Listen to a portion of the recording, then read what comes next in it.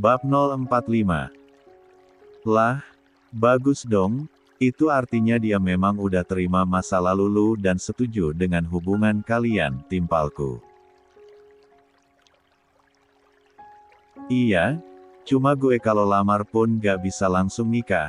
Raihan minta gue nikahi Laila setelah dia lulus sekolah, sekitar setahun lagi. Dia gak bolehin gue nikahi Laila sekarang, karena katanya kasihan Lailanya, dia gak mau Laila kayak Natasha yang harus sembunyi-sembunyi dari pihak sekolah kalau dia udah nikah, dan dia terancam keluar kalau dia ketahuan udah nikah. Fandi menjelaskan klimaks pembahasan dengan Raihan tadi.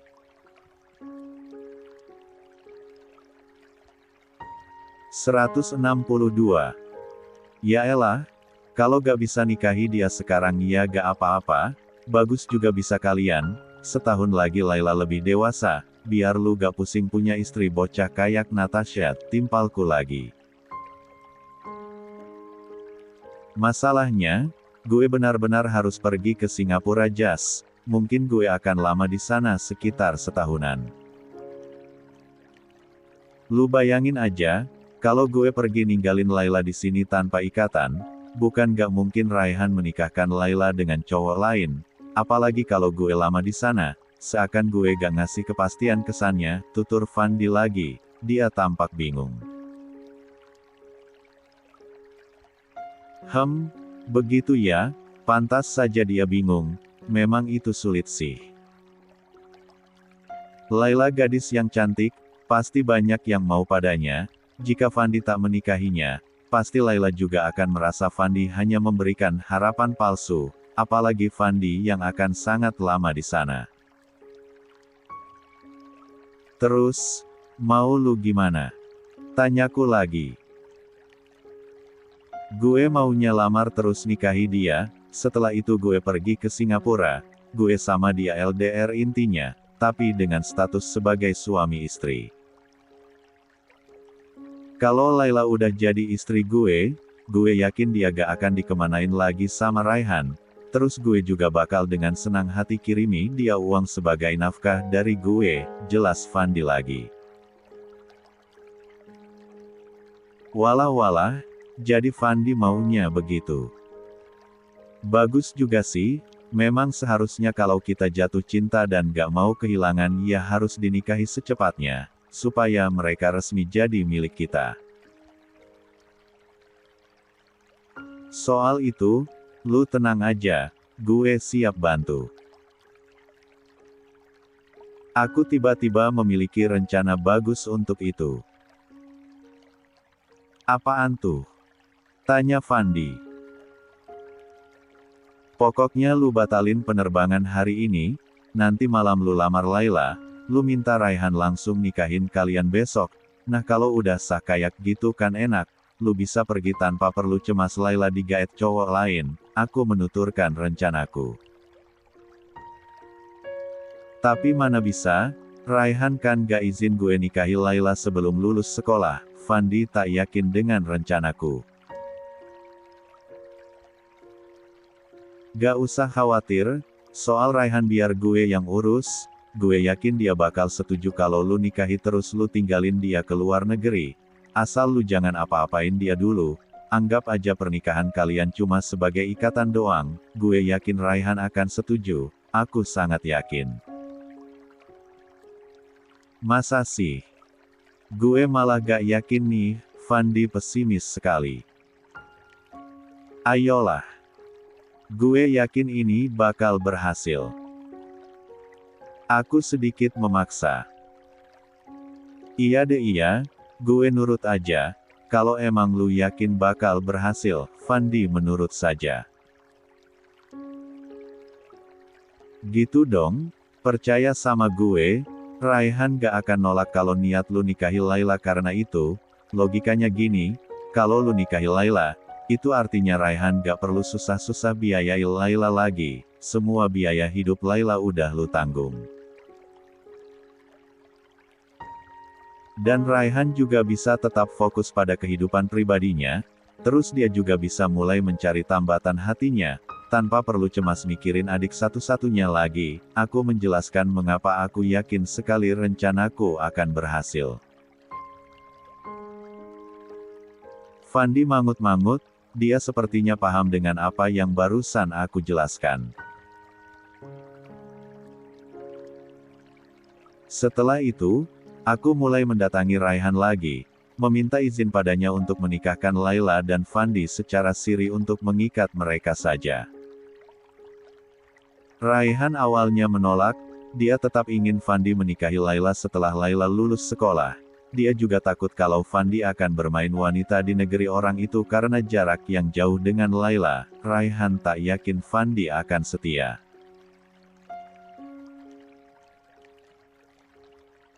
(163) Namun, aku meyakinkan Raihan, Fandi bukanlah orang semacam itu.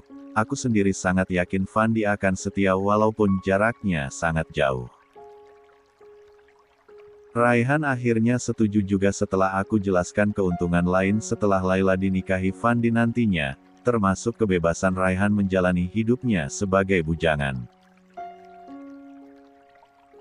Hari itu juga, sudah ditentukan kalau besok Fandi dan Laila akan menikah secara siri di Goa. Malamnya, aku berdiri di sebuah jendela kamar hotel, di depanku sudah tersedia kasur ukuran size dengan spray berwarna putih dengan taburan kelopak mawar merah di atasnya yang membentuk hati. Lalu sepasang boneka angsa yang terbuat dari kain menambah kecantikan kasur itu. Lilin-lilin menyala di sekitaran lantai di bawah ranjang, lilin-lilin itu juga membentuk hati. Aroma terapi yang sensual tercium dari setiap lelehan lilin tersebut.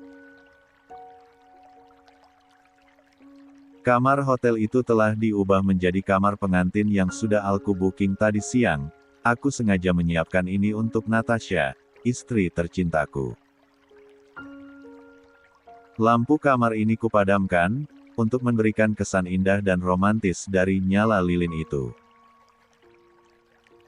Alunan musik dansa terdengar syahdu di telinga, yang aku putar dari sebuah mini speaker Bluetooth, untuk menambah kesan romantis pada malam ini. Aku siap menyambut Natasha, aku tak sabar ingin melihatnya terpukau dengan apa yang aku tunjukkan padanya. Tok tok tok, pintu kamar diketuk. Aku langsung berjalan ke arah pintu kamar hotel dan membukanya perlahan. Aku tersenyum, saat aku melihat Natasha yang datang dengan penampilan yang sangat sempurna. Natasha memakai gaun pengantin yang aku belikan tadi, tanpa lengan, dan hanya menutupi dari dada hingga kaki saja, di rambutnya terselip sebuah jepitan bunga yang menghiasi rambut pendeknya yang lurus. Wajah Natasha didandani senatural mungkin di salon, dia sangat cantik. Aku mengulurkan tanganku, dia menyambutnya dengan senang hati. Aku mengecup punggung tangannya, bak seorang pangeran dari negeri dongeng yang menyambut sang putri dengan kecupan lembut di punggung tangan mereka. Aku membawa Natasha masuk ke kamar, lalu mengunci pintunya.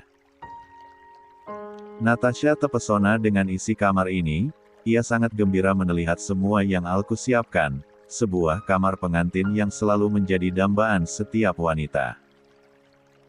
Om siapin ini semua? Tanyanya. Iya, ini sengaja aku siapkan buat malam pengantin kita ini, jawabku. Natasha menghirup aroma sensual dari lilin-lilin yang terbakar, yang seolah memberikan relaksasi padanya. Suka? Tanyaku. Natasha mengangguk. Syukurlah kalau dia suka, memang itu yang aku harapkan. 164. Sa, ucapku. Natasha berbalik. Aku memberikan sebuah kotak kecil berisi cincin yang telah aku siapkan sebelumnya. Tepat di depannya aku membuka tutup kotak itu. Ini buat kamu, ucapku lagi. Natasha terpana melihat cincin di dalam kotak itu, hingga menutup mulutnya dengan kedua tangan karena tak percaya aku melakukan ini. Natasha Amanina Permana, istriku yang cantik, istriku yang baik, maukah kau menjadi istriku, teman hidupku dan ibu dari anak-anakku kelak, selamanya? Aku seakan tengah melamar Natasha. Natasha menatapku, matanya berkaca-kaca, dia terharu, lalu tersenyum dan mengangguk. Aku mau. Jawabnya cepat. Aku mau jadi istri Arthur Jason Abraham selamanya. Tambahnya yakin. Aku tersenyum mendengar jawabannya, aku bahagia sekali Natasha mau menjadi pendamping hidupku selamanya. Aku meraih tangan kanannya, lalu kudematkan cincinnya di jari tengah Natasha, karena jari manisnya sudah kuidi dengan cincin kawin. Aku lalu mencium tangannya itu, Natasha memelukku penuh haru, dia tampak bahagia. Usai mengungkapkan keinginanku tadi, aku mengajak Natasha berdansa, layaknya pasangan dalam negeri dongeng. Walaupun Natasha dan aku tak bisa berdansa dan terkesan berdansa seenaknya, tapi kami bahagia. Natasha juga tak henti tertawa dengan gerakan konyol kami ini. Aku pun tak luput dari tawa, aku sangat bahagia malam ini.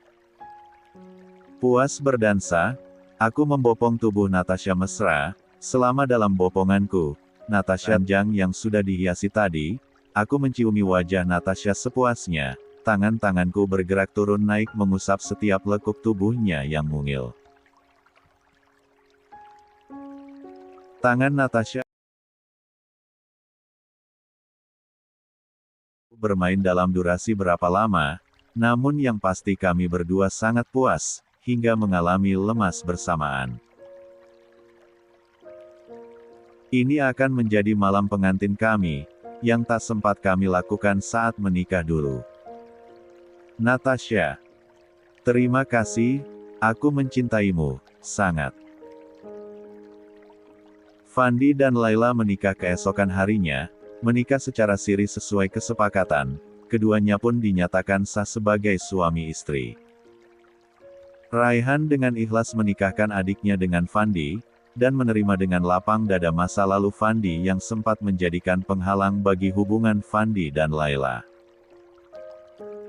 Usai menikah, Fandi pergi keesokan harinya, setelah membawa Laila berjalan-jalan sehari semalam setelah pernikahan.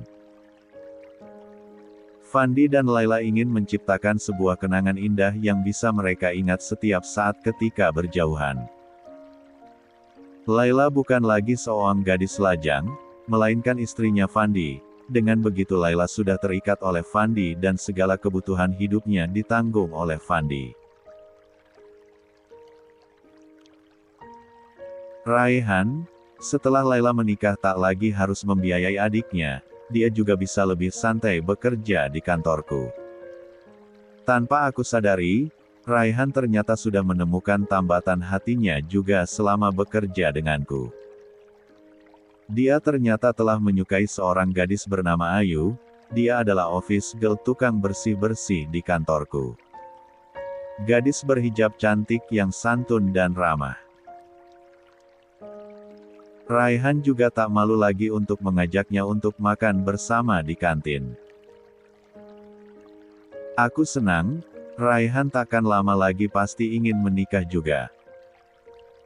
Natasha menjalani ujiannya dengan bersemangat dan lancar, aku doakan dia mendapat nilai yang tinggi dan membanggakanku.